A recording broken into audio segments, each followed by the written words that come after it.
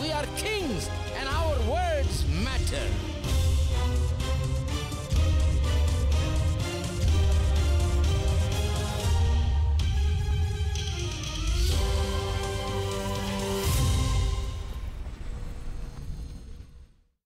I say to you by the word of God, my friend, believe me, that God has made little gods, because God has made this Genesis law, the law of Genesis, that says everything produces after its own kind. So cats produce cats, dogs produce dogs, cows produce cows, lions produce lions, tigers produce tigers, and God produces gods.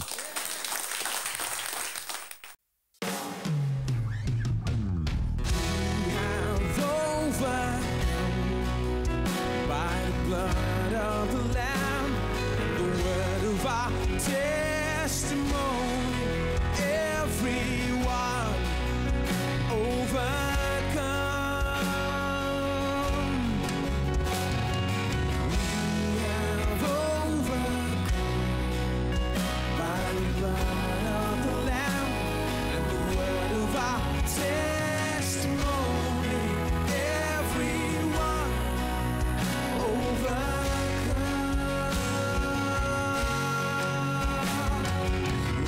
We have overcome by the blood of the Lamb and the word of our testimony, everyone overcome. We have overcome by the blood of the Lamb and the word of our testimony, everyone overcome. Everyone, let's just sing that. We have overcome by the blood of the Lamb and the word of our testimony, everyone overcome.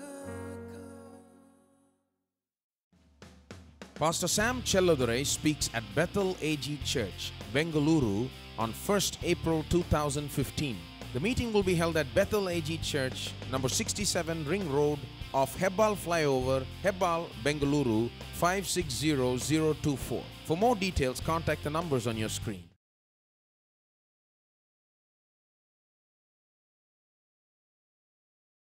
We should be conscious, as Christians, we should be conscious about our Christian identity, who we are in Christ. Who are we in Christ? Not about where I was born, not about what community I belong to, this and that, not about my natural stuff. Who am I in Christ? If I asked you, who are you? You shouldn't say, I'm from the Dindivanam. No. You shouldn't begin there. You should begin by saying, oh, I was born again at such and such a time. My life was changed and I began my life in Christ. That's the thing that you must be very conscious about. So God, when He wanted to make man, He said, I'm going to make man in my image and my likeness, like myself. But how many people are conscious of that they are made in the image and likeness of God? Now, if you go to college or university, they usually tell you that you came from a little worm. And some tell you that you came from a monkey. One fellow said to me, he said, well, that's possible, brother. I said, what do you mean? Did you look at yourself in the mirror or something? And you start believing that junk? People believe that. And that's why a lot of them either behave like a little insect, like a worm, or behave like a monkey. Because they've been told they came from a little worm, or they've been told they came from a monkey, so they behave like they're told that they're just a higher order of animal. You're just another animal, higher animal, that's all. And we tell this to our people, and then we wonder why people are behaving like animals. I heard a man tell a story about how he ministered among gypsies in Europe. He used to travel to Europe from America and minister among gypsies, and gypsies have peculiar practices. You know, I think all gypsies in all these different countries, they're, like that. They have their own way of living and so on. And many people came to the Lord through this man, and he formed a church and so on. And he was trying to teach them. There was one thing he found that he could not, impress upon them to change. And that is their practice of marrying more than one wife or having more than one wife.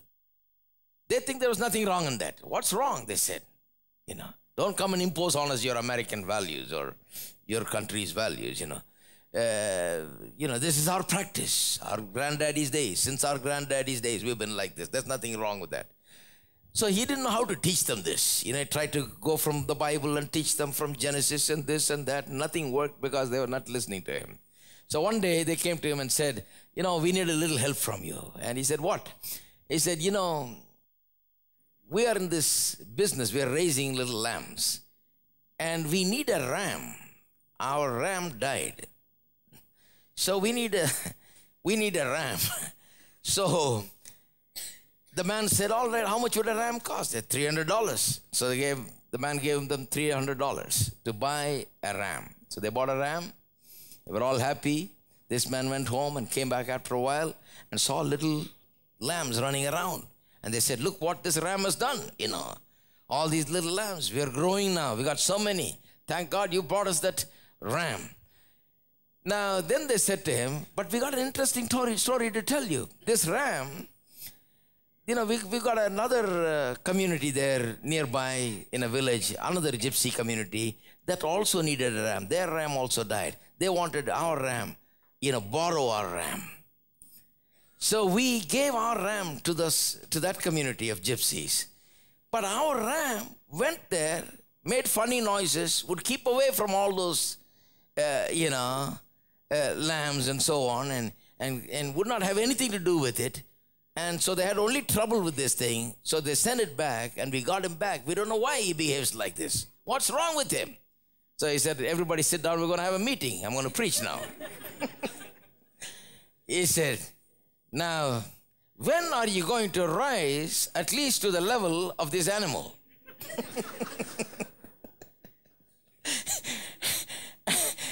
And then they began to get a little light about this. There is something in it. They began to understand really how this thing works. Animals are not expected to be like that, but yet that animal knows better than a human being knows. But why are you like that? He started talking to them and it worked, he said. But the thing is, animals live like that.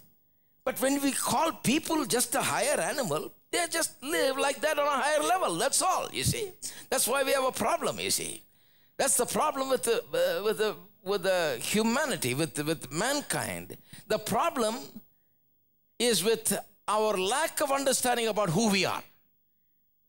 Who we are, we don't know. That's why we behave. I'll show you from the Bible. God himself says that. It is because we don't know who we are, we behave the way we behave. We live the way we live. Once we understand who we are, immediately we rise to another level. We begin to behave like God himself and act like God himself. See? So God made man in his image and likeness. What is his image and likeness? To rule and have dominion over everything. All the birds of the air, fish of the sea, all the animals, over every creeping thing, it says, have dominion. And then the next verse says, God made man in his image and in his likeness. And then verse 28 says, he blessed man to have dominion. He said, be fruitful, multiply, replenish, subdue, and have dominion. And rule over everything. Again, the whole thing is repeated and said. So God had a definite image of what he wanted man to become. What he wanted the man that he would make to be like. He wanted him to be like himself. He wanted man to be a ruler over everything. He wanted everything else to be subject to man, man to be on top of it. He wanted man to be the highest creation, ruling over all other things. Only thing that will be higher than man is God. Now we're talking about man, are we? We need to understand who we are, how we are created, what we are created for. We are created to be like God. In fact, I would say we are created to be little gods. Now that may shock you, but let me take you to another passage. Turn with me to John's Gospel, chapter 10. John's Gospel, chapter 10. Let me read to you from verse 30 onwards. A very interesting passage. The Jews and Jesus always had a little battle going. The teachings of Jesus shocked the Jews sometimes. And listen to this. You'll understand why they were shocked. I and my Father are one, Jesus says in verse 30. I and my Father are one. Now, when you hear that, you don't really feel mad or anything about it. I and my Father are one. But to the Jew, it is very offensive, because the Jew, one of the main verses which they always kept in their mind and was higher than anything else to them was, "Hear, O Israel, the Lord our God is one." This is their slogan, like, our God is one. There's only one God. You can't go to a Jew and say, there's a God here, there's a God there, we got 3, 4 gods or something like that. It's very offensive to them. Such a person, they can't stand. He's a blasphemer. So Jesus standing there and saying, I and the Father are one, is taken as the greatest offense. Look at the next verse. Then the Jews took up stones to stone him. Jesus answered them, "Many good works I showed you from my Father. For which of those works do you stone me?" He says, I've done a lot of good things. For which are you stoning me now? He says. The Jews answered him, saying, "For a good work we stone thee not." See, they are religious people. They're not rowdies. They're not stoning him for doing something good. It said, no, not for a good work we are stoning you. Let's tell you why we are stoning you. They say, but for blasphemy. And because that thou, being a man, makest thyself God. You're a man, but you make yourself to be God. That's why we are stoning you. Now listen to this. This is very interesting. A revelation concerning man. Next verse. Jesus answered them, "Is it not written in your law?" Jesus knows very well that if you're going to handle the Jews, you better go to the Bible. You don't talk any stories to them. You don't talk philosophy to them. You quote from the Bible. Because those people respected the Bible, the Old Testament. He said, "Is it not written in your law," that means the Old Testament, "that I said, ye are gods?" He says, why are you mad at me for saying that I am God? The Bible says you are gods. Are you getting it? He says, have you not read in the Bible where it says you are gods? Now some of you are equally shocked. One fellow heard me preach about this one time and said, does the Bible really say that, brother? That we are gods? Well, I'm getting ready to show you that. Jesus said to them, don't you know your law, the law that you respect, revere? It says that you are gods. And then he says, if he called them gods unto whom the word of God came, let me explain it. You got the 10 commandments. The word of God came to you. The other people didn't get the 10 commandments was given to God's people, the Jewish people. Because you got the 10 commandments, you are very special, considered very special. You thought you were so great, and God called you gods. He spoke to you and he called you gods. If he called them gods unto whom the word of God came, and the scripture cannot be broken. He says, now you can't cancel that scripture, you can't throw it away, you can't change it. It cannot be broken. The infallible, inerrant, inspired word of God says that God called you gods. You can't change it. Let's deal with it, he says. Scripture cannot be broken. And he says that in that reference, when he says God called you gods, the scripture cannot be broken. Say ye of him whom the Father hath sanctified and sent into the world, thou blasphemest, because I said I am the Son of God. Let me put it in simple English. He says, the word of God came to you, 10 commandments were given to you, and God called you gods. But you say of him whom the Father has sanctified and sent into the world. What does that mean? Jesus was always with the Father, second person of the blessed Holy Trinity. He was always with the Father. When he came as a man, he did not lose any of his sanctity. God made sure that he was holy. See, ever since Adam fell into sin, since then the succeeding generations were all born in sin. David says, my mother conceived me in sin. The stain of sin is part of the blood of man now. It's become like that. From one generation to another generation, sin is carried on for human beings. But when Jesus was born as a man, God made sure that the stain of sin is not a part of him. Therefore, he was not conceived with the help of a man. Because the man is the one that passes the seed on. He's the one that giver of the seed. Through that seed only the sin stain is carried on. So he was born of the Holy Spirit. And he was kept holy as he came into the womb of Mary and as he was delivered from the womb of Mary. God made sure that he was sanctified. So he's saying, you're all born in sin in your birth itself. But I was sent into this world as a sanctified person. God sent me into this world. And he made sure that I was sanctified, I was holy. He sent me in that way. And you call me blasphemer just because I said I'm God? In other words, he's saying God called you gods, you being sinners, born in sin. But I was born sanctified, born holy, born without a help of man, born without a stain of sin. I was born of a virgin, sanctified. God brought me into this world. And you are upset about me calling myself the Son of God? You can understand his logic. But the point here is this.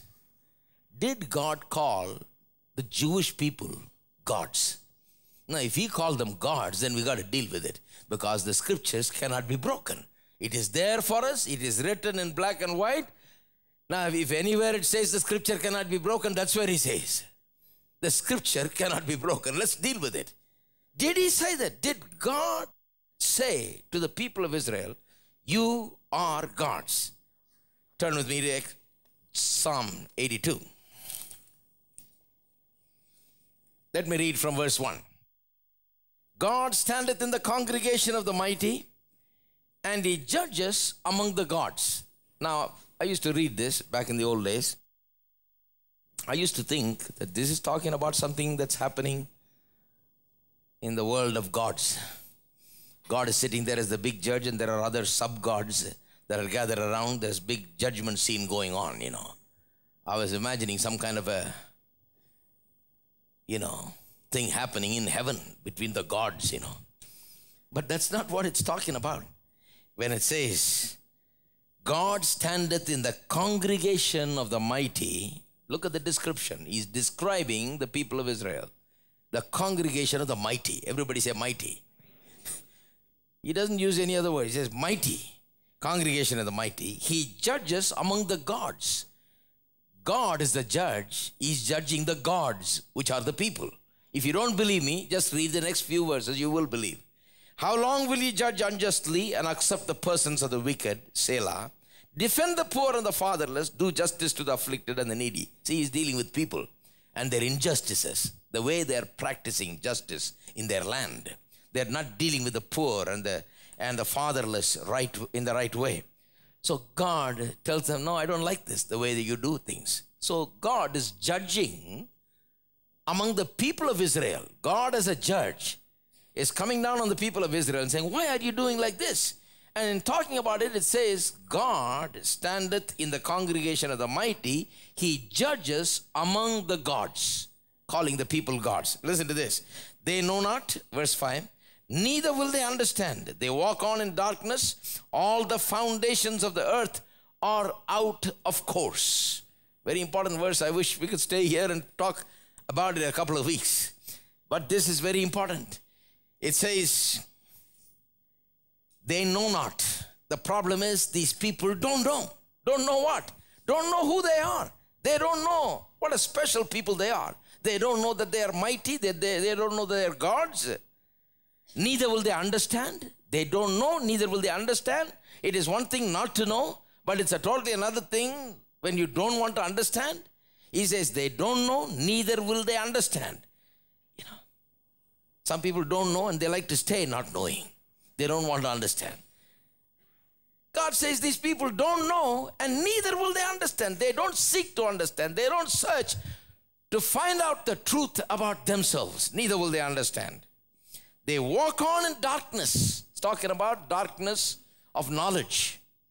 No knowledge. Don't know who they are. Don't know what they should be. Don't know how they should behave. Don't know what they're made of. No knowledge about themselves. Neither do they want to know. Neither are they willing to know. Have you ever seen anybody like that? They don't have no time for that. And as a result, all the foundations of the earth are out of course. Very important statement. He says, because people don't know who they are. Because they don't want to know who they are. They don't make the effort to know who they are. And they're in total darkness about it. The foundations of the earth are out of course. That means God has got certain foundations. Family, for example, is a wonderful foundation for the world. When God created man and woman, he made them male and female, the Bible says. When he made them itself, he made them male and female. Why? He had marriage in plan. Every time I get some people married, I tell them, usually they're nervous, standing. What's going to happen, Some people are wondering, is marriage going to work for me? It didn't work for my uncle. It didn't work for so-and-so. Is it going to work for me? Am I going to get into the same trouble? They feel all kinds of feelings, So I tell them first, I read this verse from Mark chapter 10, verse 6 to 9. In the beginning, God created man, made them male and female, I tell them, in the beginning itself, God, when he created man, he thought about what man should be. He created him for marriage. That's why there is one male and one female. There's one male here and one female here sitting. God made you like this because he made you for marriage. If you're wondering is marriage for me, the answer is yes, it's for you. If you're a human being, God made you for marriage, unless you're you have some special call, which is very unusual, and maybe some people have it, but usually marriage is a very fitting thing. You see, marriage, family, and all of these things are foundations of this earth.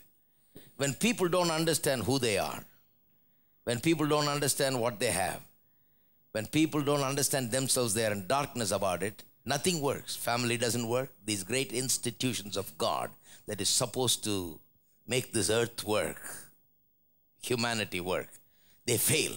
So today we have families failing, societies failing, nations failing, all kinds of problems happening.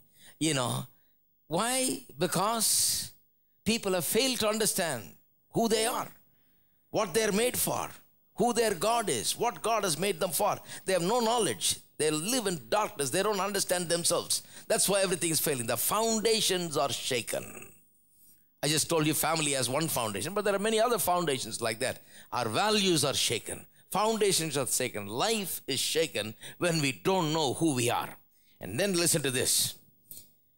Verse 6. I have said, God says, I have said, ye are gods, and all of you are the children of the Most High.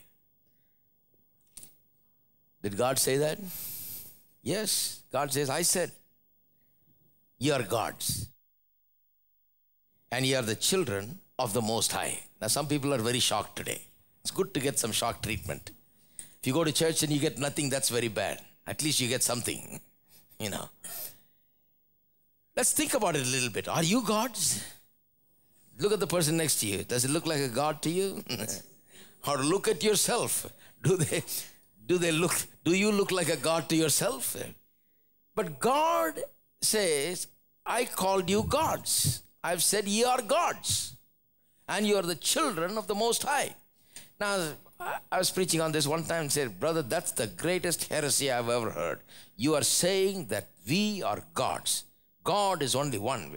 I said, listen, I never said that you are the only true God. No. You are not the God who created the heaven and earth. You are not Jesus Christ who died on the cross and rose again. I never said that. If I said that, I'd be wrong. I'd be preaching a false doctrine. I am saying God is there. There is only one God. And he made us just like him.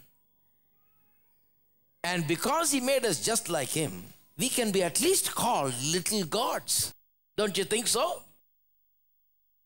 People don't know, brother.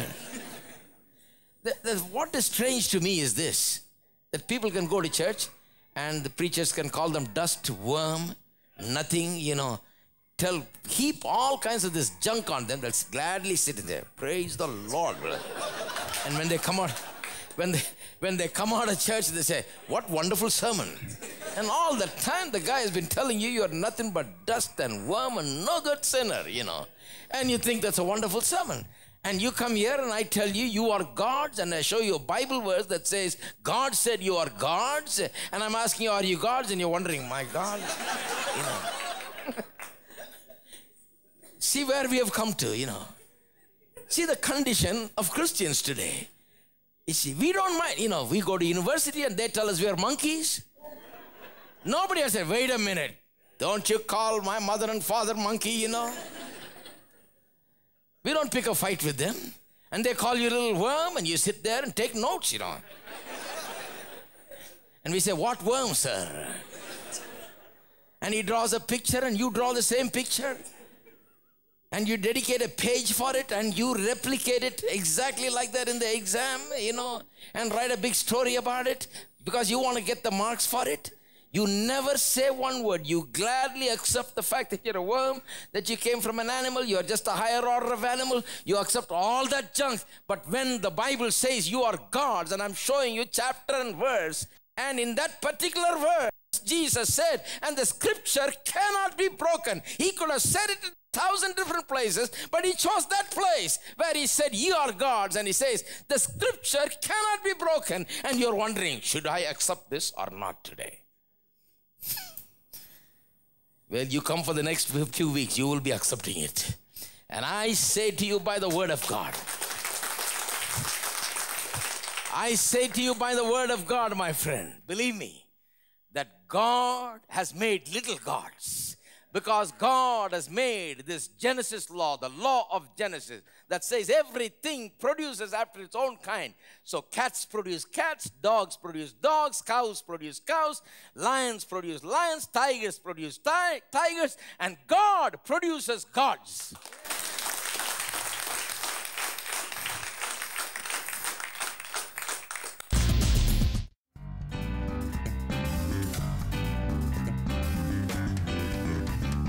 This is the season of Jubilee. This is the season of Jubilee. Singing and dancing for you and me. Singing and dancing for you and me. Thanking and praising because we're free. Thanking and praising because we're free. Oh, this is the year of Jubilee. Oh, this is the year of Jubilee. Put your hands together. Everybody praise the Lord. Put your hands together. Sing, shout, and praise the Lord. This is the season of Jubilee. This is the season of Jubilee. Singing and dancing for you and me. Singing and dancing for you and me. Thanking and praising because we're free. Thanking and praising because we're free. Oh, this is the year of Jubilee. Oh, this is the year of Jubilee. Put your hands together. Everybody praise the Lord. Put your hands together. Sing and shout and praise the Lord.